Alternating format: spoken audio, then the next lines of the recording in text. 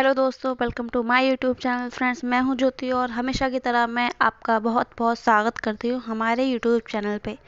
तो फ्रेंड्स, आज हम लोग डिस्कस करने वाले हैं, अगर आप भी एलआईसी में एजेंट बनना चाहते हैं तो आप ये बातें ज़रूर जानना चाहते होंगे कि एलआईसी को कितना % कमीशन मिलता है और एलआईसी एजेंट को साल में कितनी पॉलिसी करनी होती हैं।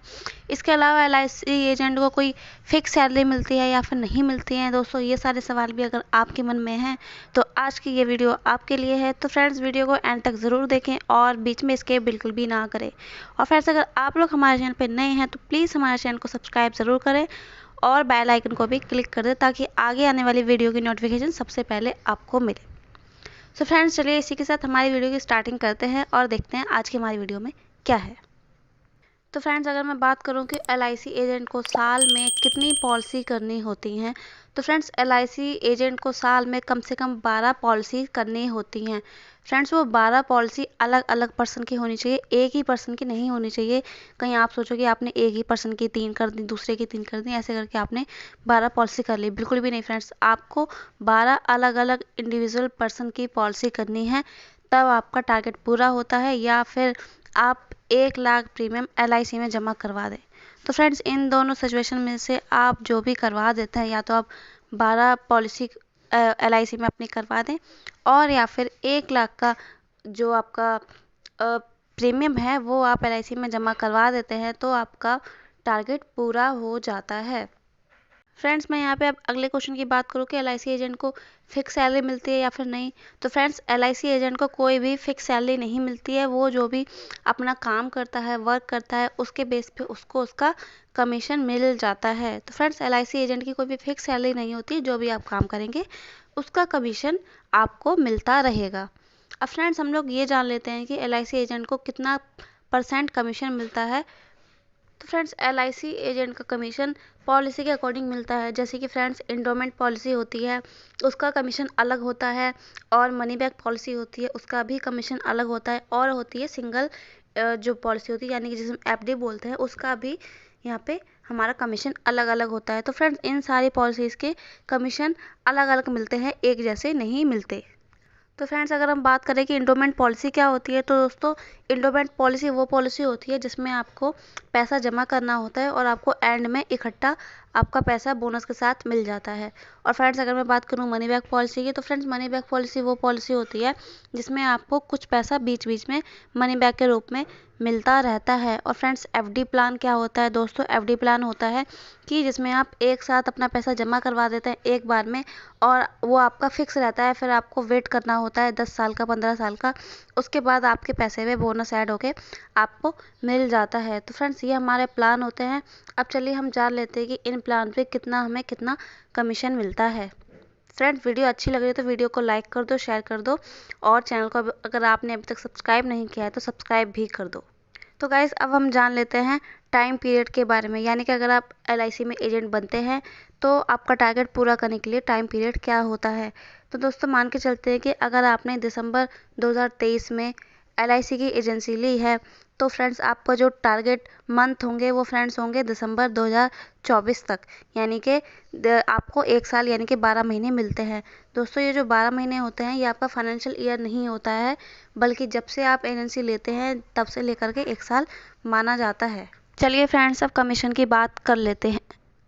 तो फ्रेंड्स, आपको पॉलिसी के अकॉर्डिंग ही आपका कमीशन मिलता है। जैसा कि आप स्क्रीन पर देख ही पा रहे हैं, एलआईसी एजेंट कमीशन रेट यहाँ पे दिखाया गया है।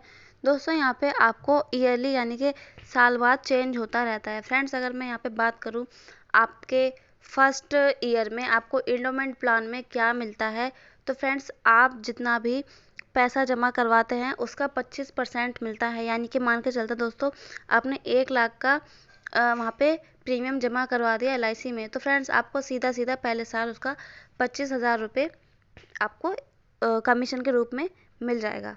इसके अलावा फ्रेंड्स, अगर हम बात करें मनी बैक में, तो फ्रेंड्स मनी बैक में आपको 20% मिलेगा, यानी कि 1 लाख अगर आपने प्रीमियम जमा करवाया है तो उसका 20,000 रुपये।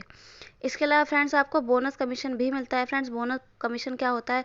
वो होता है आपके कमीशन का 40%, यानी कि 25,000 रुपये का 40% कमीशन आपको मिलता है एंडोमेंट प्लान में। और मनी बैक में आपको जो आपका 20% यानी कि 20,000 रुपये मिला था उसका 40% आपको कमीशन मिलता है। उसके बाद फ्रेंड्स अगर हम सेकंड और थर्ड ईयर की बात करें तो इसमें आपको 7.5% कमीशन मिलता है जो आपने पैसा जमा करवाया है, प्रीमियम जमा करवाया है, और मनी बैक में भी आपको सेम ही मिलता है। यानी कि सेकंड और थर्ड ईयर का आपको इंडोमेंट प्लान और मनी बैक जो प्लान है उसका दोनों का सेम कमीशन ही मिलता है। उसके बाद फ्रेंड्स चौथे साल से लेकर के जब तक की भी आपने पॉलिसी की है, यानी कि अगर 20 साल की पॉलिसी की है तो चौथे साल से लेकर 20 साल तक आपको इंडोमेंट प्लान में जो भी आपका प्रीमियम आप जमा करवाते हैं उसका 5% आता रहेगा, और फ्रेंड्स मनी बैक प्लान में भी आपको उसका 5% मिलता रहेगा। यानी कि फ्रेंड्स अगर वो मंथली जमा करवाता है तो आपको मंथली आएगा, वो क्वार्टरली जमा करवाता है तो क्वार्टरली, और फ्रेंड्स अगर वो ईयरली जमा करवाता है तो आपका कमीशन ईयरली आएगा। इसके अलावा फ्रेंड्स अब हम बात कर लेते हैं सिंगल प्रीमियम की, यानी कि एफडी की। तो फ्रेंड्स क्योंकि इसमें आपने एक बार में पैसा जमा किया है, एफडी का पैसा एक बार में जमा होता है, तो दोस्तों इसका कमीशन भी आपको एक बार ही आएगा। यानी कि जो भी आप अमाउंट जमा करवाते हैं उसका 2% आपको कमीशन के रूप में मिलता है। तो फ्रेंड्स ये आपका जो भी कमीशन है ये आपके हाथ में नहीं मिलता, ये आपके अकाउंट में आता है। और दोस्तों आपको अगर आप LIC में एजेंट बनना चाहते हैं तो डॉक्यूमेंट वगैरह क्या होते हैं, अगर आप ये बातें भी जानना चाहते हैं तो मैं उस वीडियो का लिंक भी हमारी इस वीडियो के डिस्क्रिप्शन में डाल दूँगी, तो आप लोग उस वीडियो को भी ज़रूर देख लीजिएगा। तो फ्रेंड्स चलिए अब मैं आपको एक चीज़ और बता देती हूँ कि अगर आप अपना टारगेट पूरा नहीं कर पाते तब क्या होता है, आपकी जो एजेंसी है वो रहती है या फिर कैंसिल हो जाती है। चलिए फ्रेंड्स आगे बता देती हूँ। तो फ्रेंड्स अगर एजेंट अपना टारगेट पूरा नहीं कर पाते हैं तो फ्रेंड्स या तो अगर टारगेट पूरा नहीं हो पाया तो वो 1 लाख की एफडी कर दे तो भी वो अपनी एजेंसी बचा सकते हैं। लेकिन फ्रेंड्स अगर फिर भी वो अपनी एजेंसी में एक भी पॉलिसी नहीं डाल पाते 1 साल के अंदर तो फ्रेंड्स उनकी जो एजेंसी है वो कैंसिल हो जाती है, और फ्रेंड्स उनको फिर से अगर वो एजेंट बनना चाहते हैं तो फिर उनको फिर से एग्ज़ाम देना होता है, इसका IRDA का एग्ज़ाम देना होता है, तब वो अपनी एजेंसी को फिर से वापस पा सकते हैं। तो फ्रेंड्स ये थी आज की वीडियो। दोस्तों मैंने आपको सारी नॉलेज इस वीडियो में देने की कोशिश की है, फिर भी अगर कुछ रह गया होगा तो आप लोग मुझे सजेस्ट कर सकते हैं, मैं उस पर भी बात कर लूँगी। तो फ्रेंड्स अगर आप लोग हमारी वीडियो अच्छी लगी है तो वीडियो को लाइक ज़रूर कर देना, शेयर ज़रूर कर देना, और एक कमेंट करके हमें प्रोत्साहित ज़रूर करें। अगर आपने मेरा चैनल अभी तक सब्सक्राइब नहीं किया है तो प्लीज़ चैनल को सब्सक्राइब ज़रूर कर दें। तो दोस्तों इसी के साथ मिलते हैं नई वीडियो में, तब तक अपना ध्यान रखिए, अपनी फैमिली का ध्यान रखिए, खुश रहिए। Bye friends.